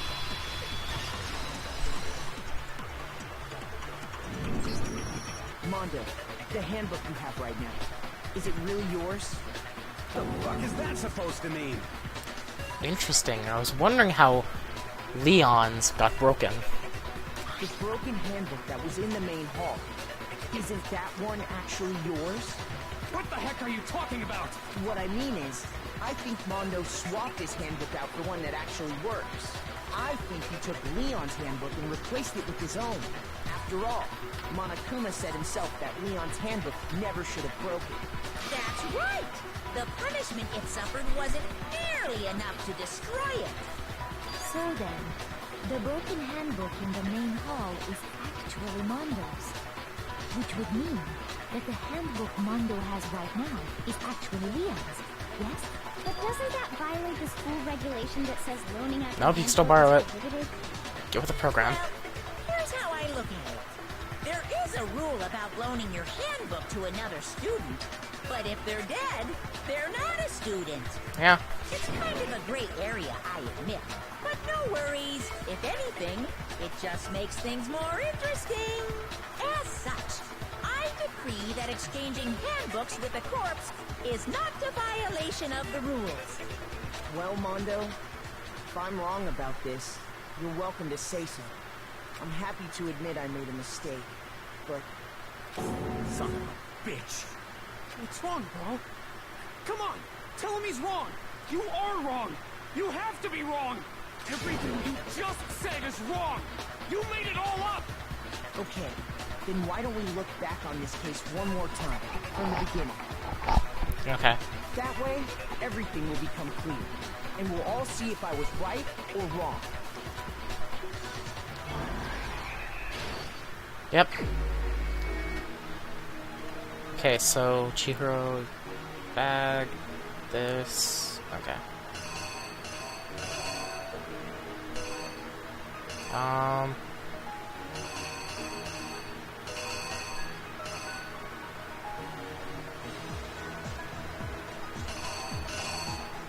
Okay. She saw that. Chihiro shoved it in the bag. Went in there. Okay. And then...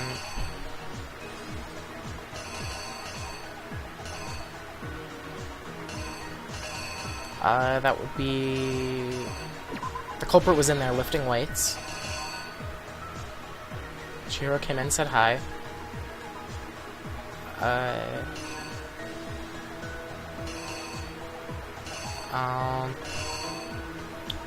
Huh.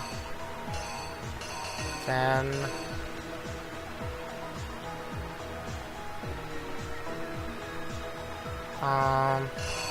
Wait a second.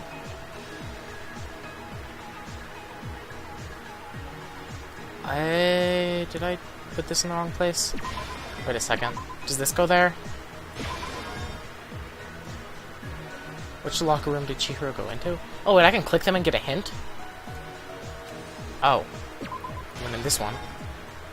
Something everyone... Oh, in the locker rooms.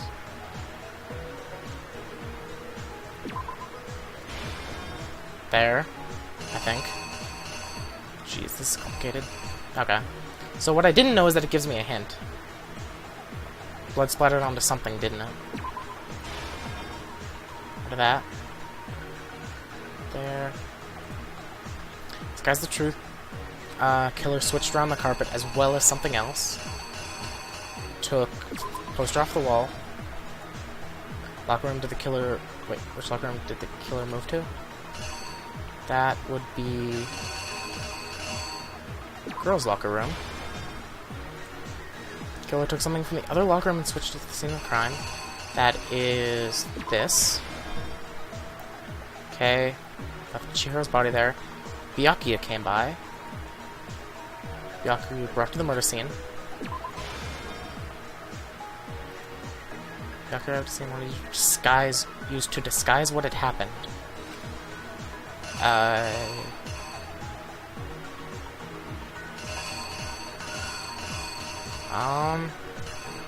Can only be this, right? Yeah, because bloodless is written on the wall there. Okay. Killer go after they were done. They went to the sauna.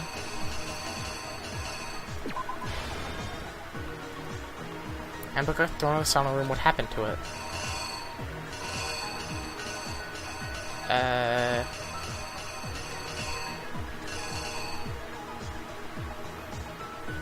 What is this?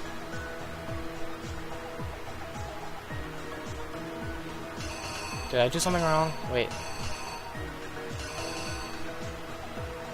No? Oh wait, that is the same thing. Sorry, I looked at that like it was an envelope. No, it's the handbook. And that's how it happened. Killer is you! First, let's take a look back to before the incident. Last night, Celeste saw Chihiro in the warehouse, correct? At the time, she was apparently stuffing something into a duffel bag. By the way, I put it on auto, so I don't have to bother with this. That something was a blue tracksuit. You can confirm this, right, Celeste?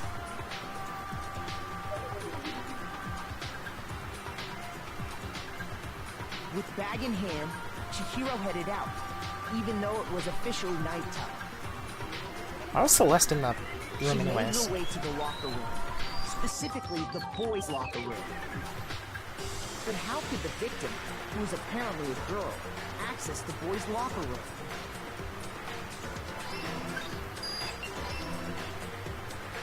Simple. Because she was really a he, which is why he was able to use his own handbook to gain entrance to the boys' locker room.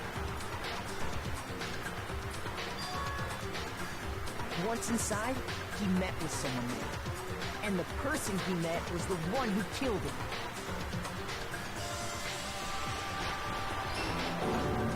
It seems likely that the killer grabbed the nearby dumbbell, approached the unsuspecting Chihiro,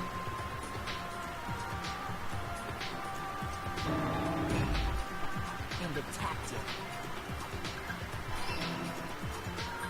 And that's where the bloodstains on the poster and carpeting in the boys' locker room came from.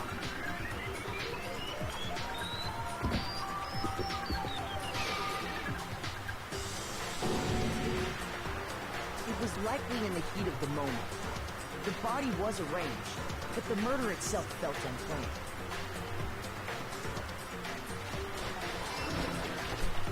Which is why the killer hurried to try and hide the act. First, pulling up the bloodstained carpet. Then, removing the bloody poster.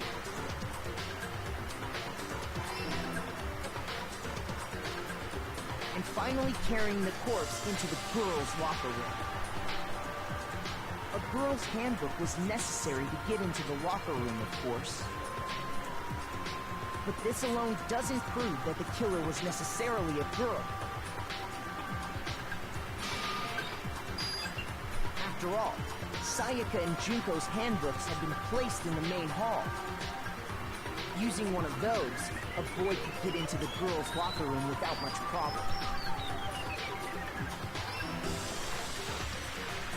And that's exactly how the killer did it. With the carpet and the poster they brought with them, they got to work.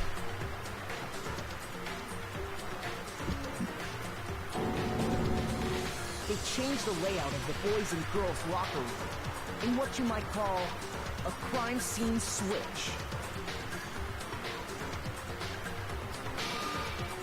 That could have been the end of things, but no. Yakuya discovered the body and decided to intervene in the situation, making things even more complicated. So, after stumbling on the crime scene, he went and grabbed the extension. How did he stumble on the crime scene in the girls' locker room, anyways? He got to work. He used the cord to string up Chihiro's lifeless body.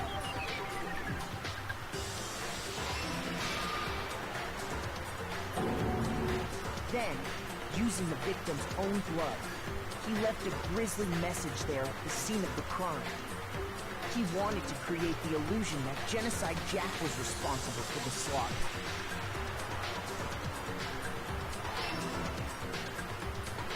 And around the same time that Byakuya was putting together this facade, the killer, having already disposed of Chihiro's bag and other belongings, arrived at the sign. Still don't know how those belongings were, destroyed, but... Chihiro's handbook.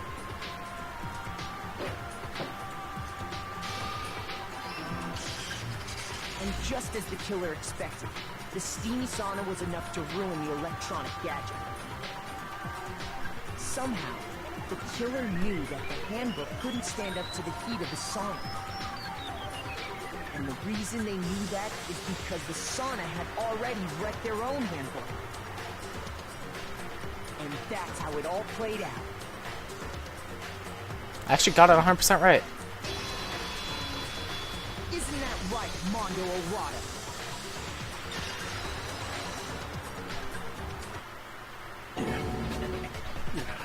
Wait. No. This can't be right. Where's your evidence? Yeah. Where's your evidence? You need evidence.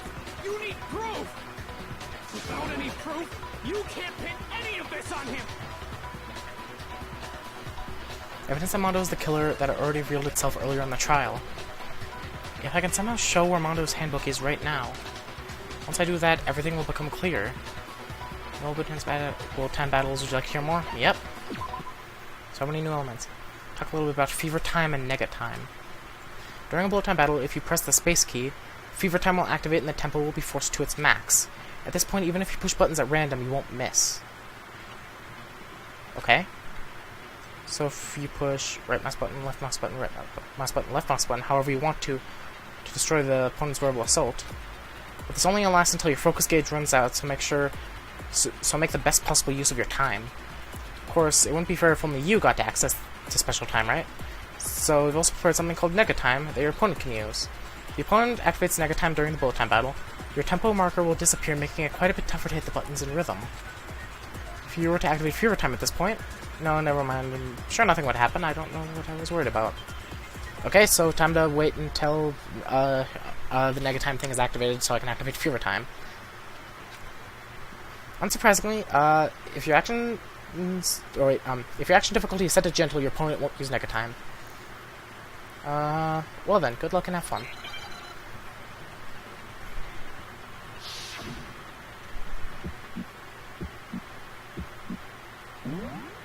Let me see this for a second, because I don't remember to do it. During a bullet time marker. If you're...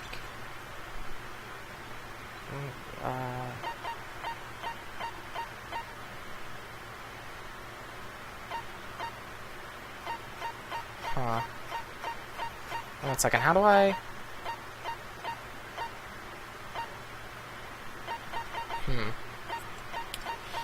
Okay.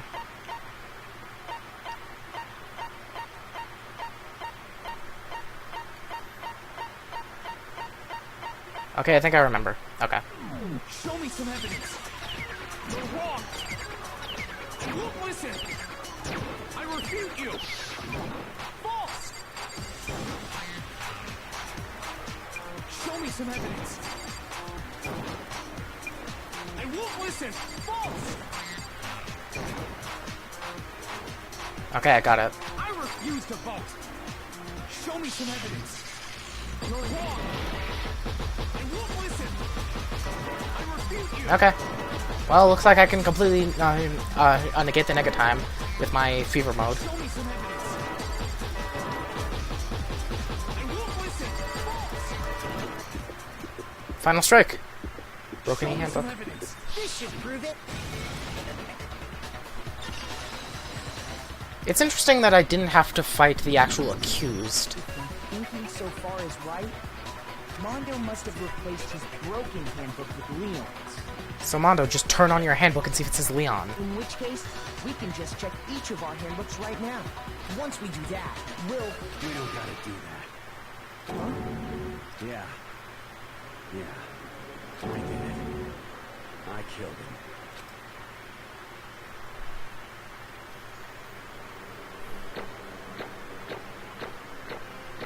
Did pretty good. Only got 1 B that I saw. Total A, yay! Jeez, 83 medals. Okay. Looks like I'm gonna have a lot more gifts to give people. Bro, what are you saying? Bro. I got no choice, man. After hearing all that, I gotta just give up. Go ahead, Monokuma. Get it over with. Ask for the goddamn verdict. Roger that. Wait! Hold on!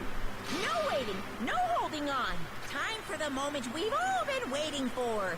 Grab your lever and give it a yank! Who will you elect as the Blackened this time around? Will you make the right choice or the dreadfully wrong one? Yeah, we're gonna make the right choice considering he just admitted to What's it. it gonna be? What's it gonna be?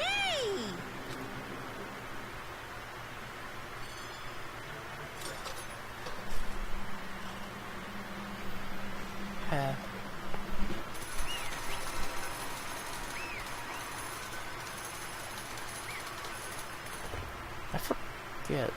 I wonder how Mondo's gonna die. What? Uh-oh. This time it looks like you got it right again. Yes. Yes, it is so. The Blackened that killed Chihiro Fujisaki was Mondo Owada. Unbelievable.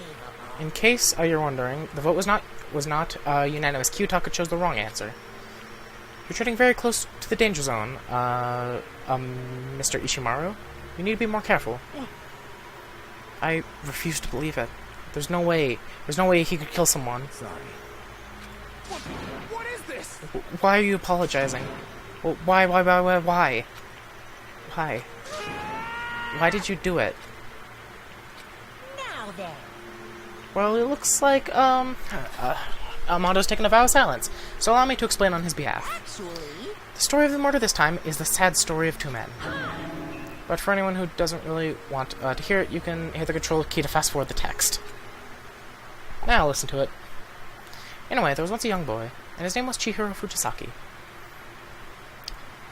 He had an extreme inferiority complex regarding his own lack of strength. You're so weak even though you're a boy. He'd heard things like that as long as he could remember, and he couldn't overcome his weakness. On the contrary, he tried to hide and bury himself farther and farther into that weakness, to take on the fragile form of a petite young girl. He had chosen that as his way out. Now nobody will be able to say, or to say anything about even though you're a boy.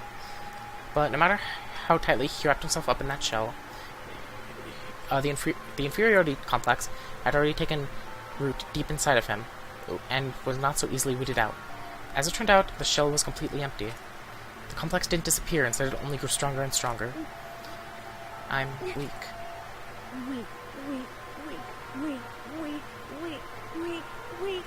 Poor Chihiro.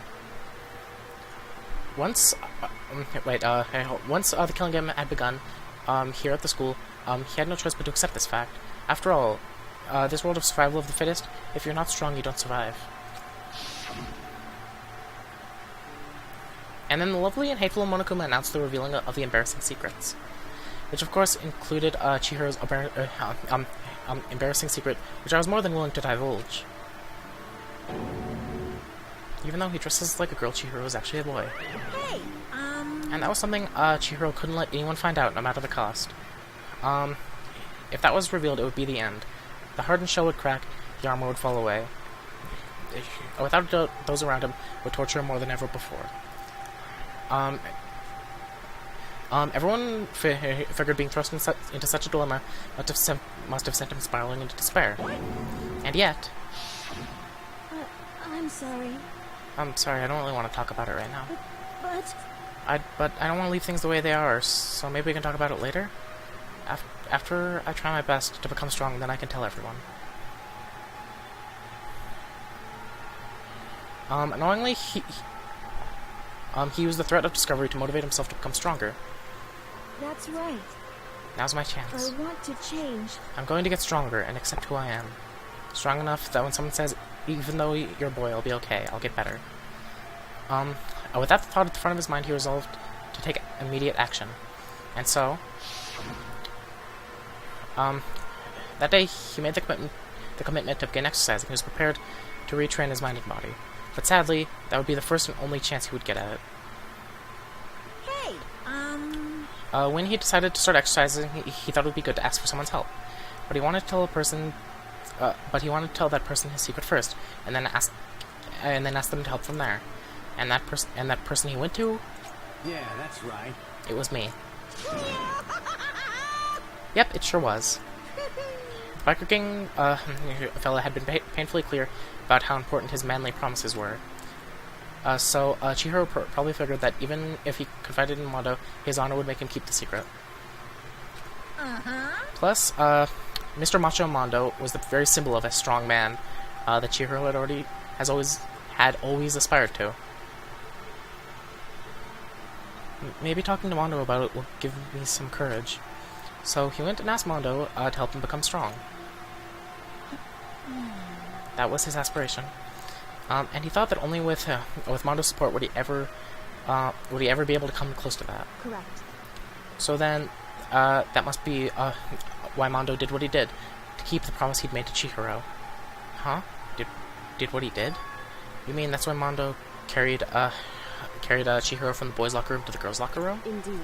Yes, that's exactly what I mean. Wasn't that to cover up what he'd done? Certainly. That could have been part of it, but I don't think it was the main reason. The real purpose was to keep the promise between men he'd made to Chihiro. But how does moving the body keep his secret? Because if everyone knew he'd been killed in the boys' locker room, then everyone would have been arguing about how she got into the boys' locker room, right? Once that started off, at least a few of us would have immediately begun to suspect his identity. So, he tried to protect Chihiro's secret by putting him in the girls' locker room and stealing his handbook. See?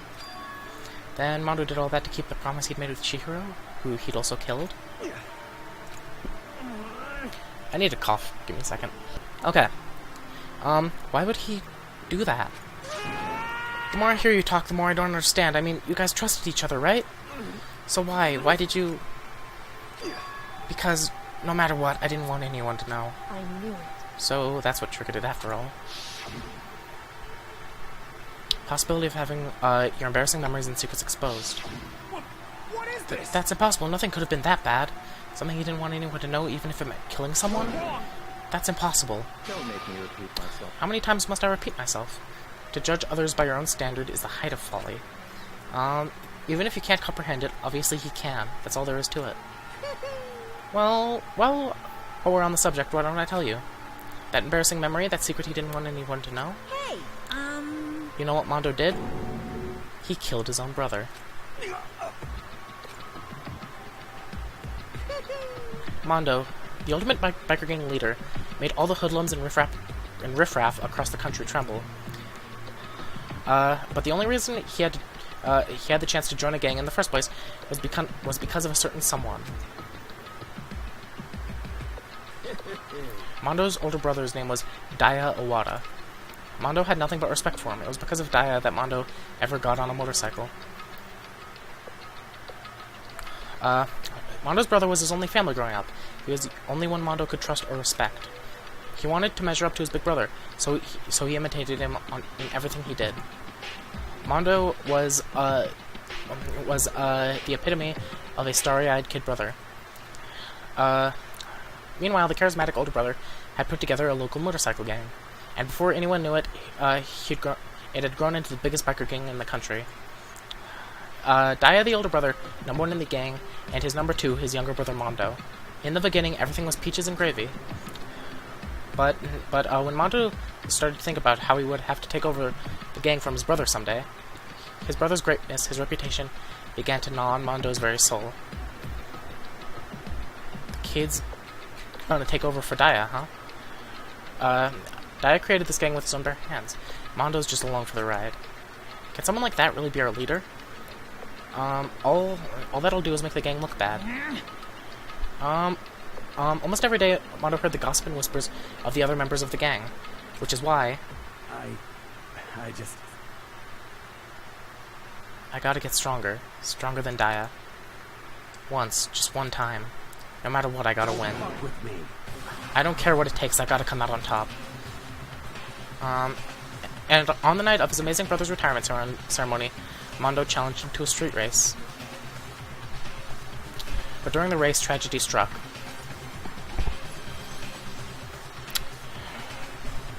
The kid brother pushed ahead with reckless abandon, eager for victory, and dashed into oncoming traffic. But suddenly...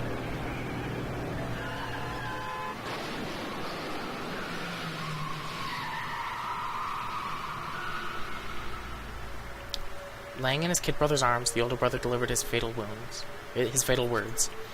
My bad, kid. It's his brother, so I don't have to. I fucked up. Sorry. Of course, he knew it was his brother's fault, but Daya never blamed him for what happened. Hey kid, the rest is up to you. No matter what, you gotta keep the gang together. Because it's the team, you and me put together. It's a promise between men.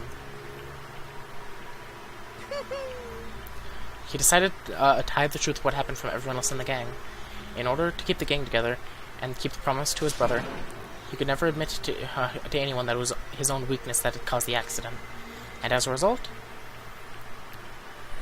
the team was made even stronger under the banner of the kid who'd bested his big brother. Daya was going to lose to his big brother, so he got stupid and got himself killed. That became the explanation for what happened.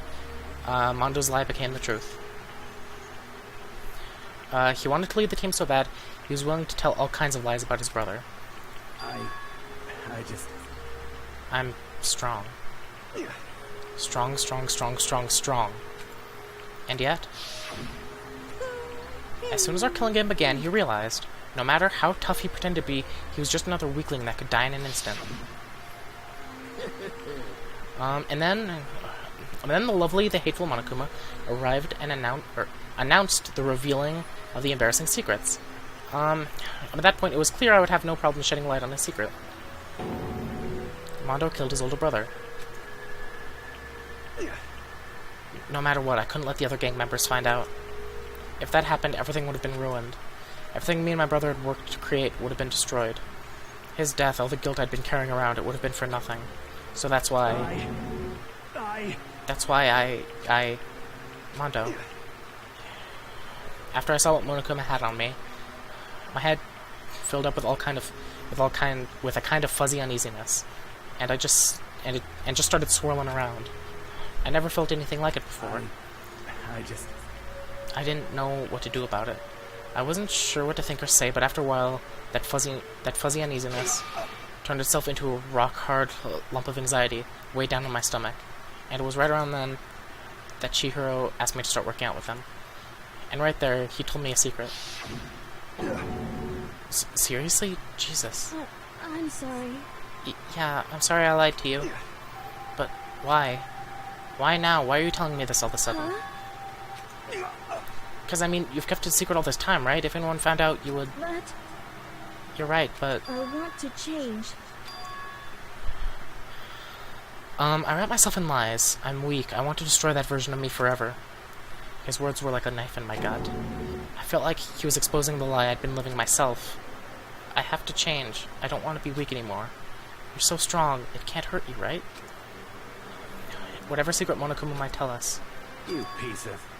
So what? You're saying I should just say it? Why? You're saying if I really am, I should just be able to tell everyone my secret? I was jealous. I was jealous of Chihiro's strength. He had the strength to face his own weakness, to try to overcome it. It was the kind of strength I'd never had. So I was jealous of him. And that jealousy broke me. What? Are you making fun of me? I'm strong? Are you... with me right now? I'm gonna keep that going until the very last moment that he's dead. No! I'm not making fun of you. You really are strong, Mondo. I felt like I could hear something starting to creak. Something inside my head. What did he want me to do? What was I supposed to do? I was supposed to sit back, let my secret get revealed, and ruin everything? What's wrong? Damn you! Why did you have to tell me all that? Are you trying to rub my failure in my face? I just wanted to...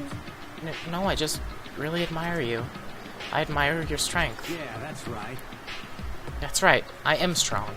Strong. I'm strong. Strong, strong, strong, strong, strong. Stronger than you. You son of a bitch! And stronger than Daya. I don't remember anything after that. When I woke up again, he was lying at my feet covered in blood. I had the dumbbell in my hand, and I was just staring at him down on the ground. Hey. I killed him. I killed Chihiro. Even after all this time, I'm still just as weak as I've always been. Thanks to that, I did something I can never take back. Mondo. He was normally so aggressive, so angry. He hid that weak side away from everyone. That was his secret. A weakness like that lived in a heart like his, and it turned him cold-blooded. God damn it.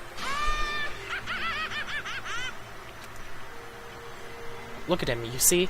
You're all just like him.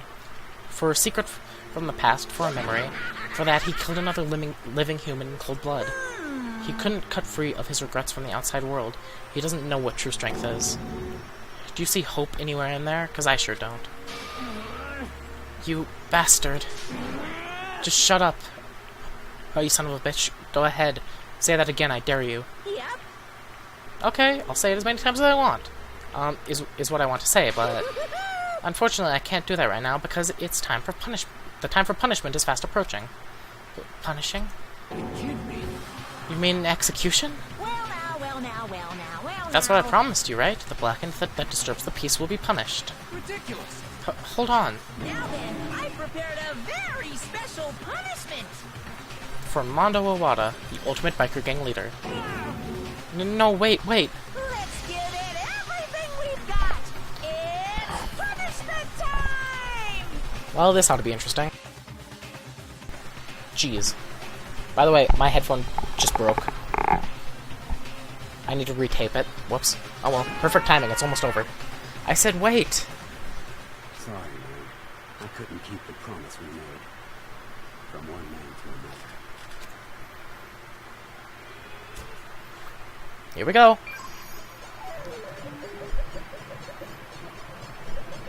Mondo's been found guilty. Time for the punishment.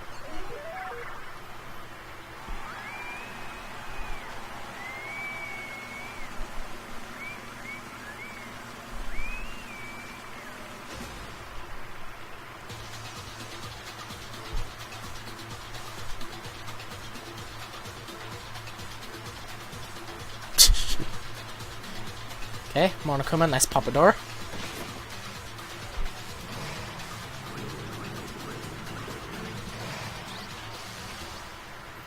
Cage of Death. Okay.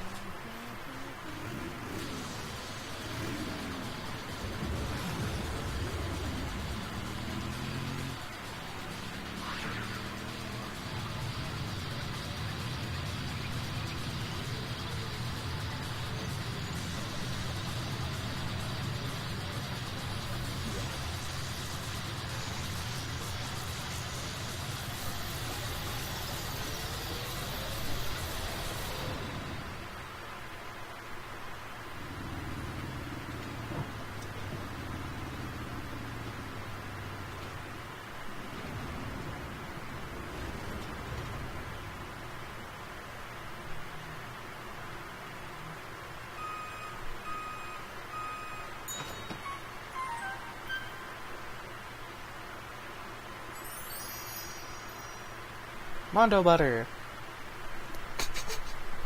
Okay.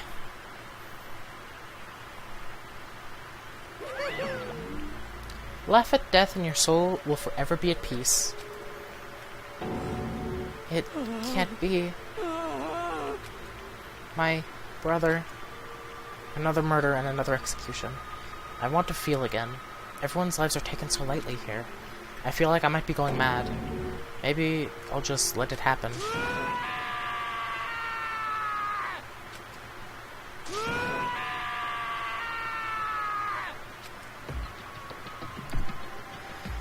As Taka's sad screams invaded our skulls, we were each forced to realize once again.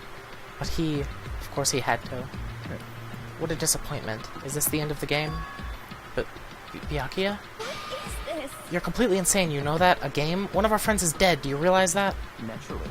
Of course I do, because this game is life or death. Hey, I don't have anything to say to you. I don't have a response, except that. however, I just don't understand why. Why did you go out of your way to disguise Mondo's crime? What? Why? Isn't it obvious? Because it made things more interesting. His voice was calm, emotionless. Like the voice of death, it chilled me to the bone. Last night, when the murder took place, I was in the library as usual. Honestly. So you ignore the nighttime rule too.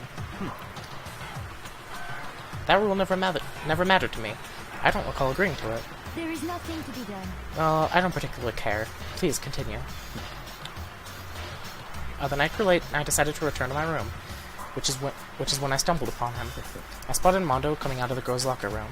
After he'd gone, I looked inside and saw the corpse. You mean you actually witnessed the murder? He was such a fool, he didn't have the slightest idea that I'd seen him. Well, So you're saying you knew who the culprit was from the very beginning? That's right. Indeed, but if that had been the end of it, how boring would that have been? I mean, what a waste of time to have the answer revealed right at the beginning. Which is why I decided to lend a little helping hand. I thought I would liven things up. You did all that to liven things up? I see. So, after hearing about Genocide Jack from Toko, you decided to use that to create a fake murder scene. But damn, man, if we hadn't figured out who'd really done it, you would have been dead too, right? Well, obviously, I would have revealed the truth before it reached that point. Of course, Byakuya turned and looked me in the eye. I could feel his sharp eyes piercing into me. Thanks to a certain remarkable someone, it never did, and I was able to perform an interesting experiment. Interesting. Once I do decide to become blackened, I now know who I'll have to watch out for. Correct. So that was your reason. Are you satisfied? Indeed. Yes, we're done listening to your story. Moving on. Hey. There's something I'd like to ask Monokuma. What's this? Oh, I'm up next? You like to perform these elaborate executions each time, correct? My question is, why? Do you like them? But you know, this punishment, this despair, it's not just for you. All this punishment, all this despair is my gift to mankind itself. You're over-exaggerating. I am not over-exaggerating. These punishments are meant to transform all hope into despair. What do you mean? Mean? Mean?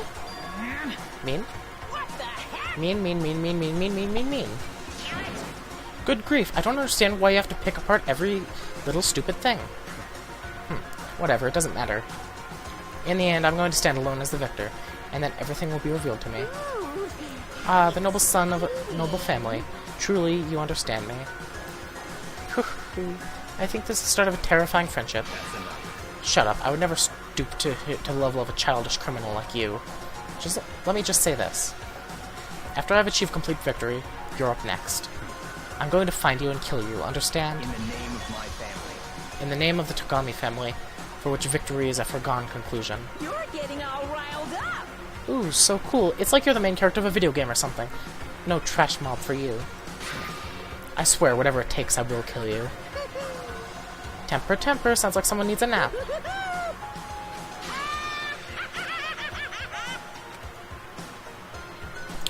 Okay. I just realized how far I've been sitting back for the past few minutes. Whoops.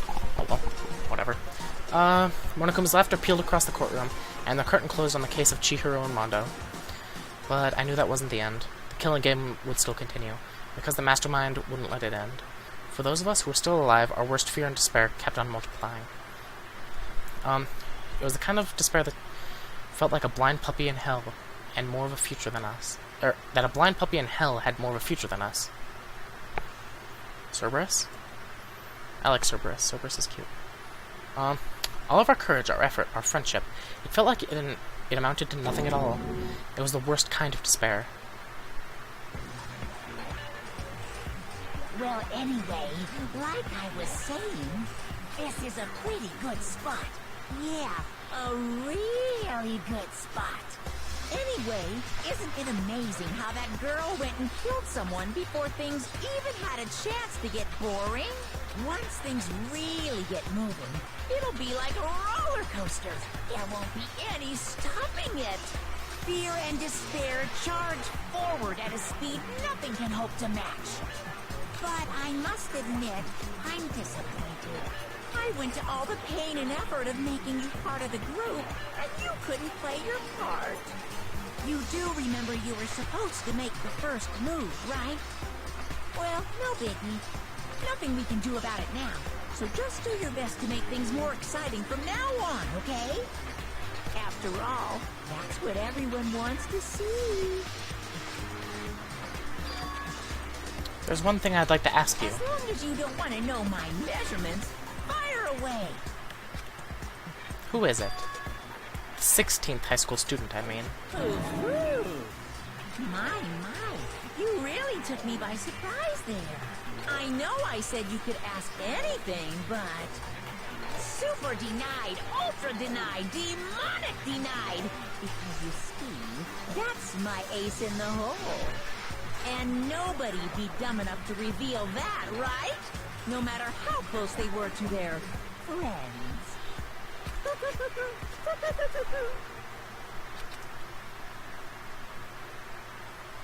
Okay. So there's some stuff going on in the background. Behind closed doors.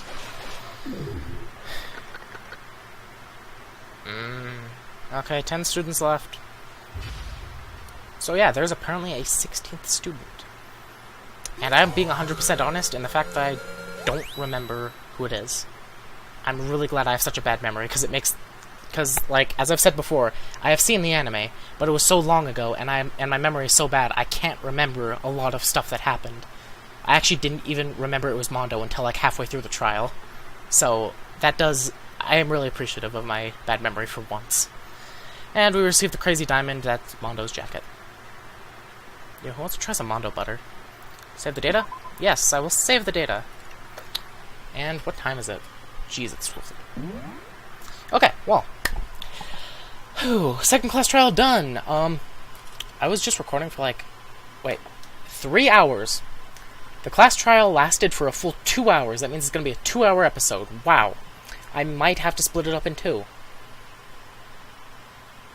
Nah, I'll keep all the class trials as 1 episode. That's a nice thing to do. Okay, anyways, yeah. That's pretty much it. We found out who killed Chihiro.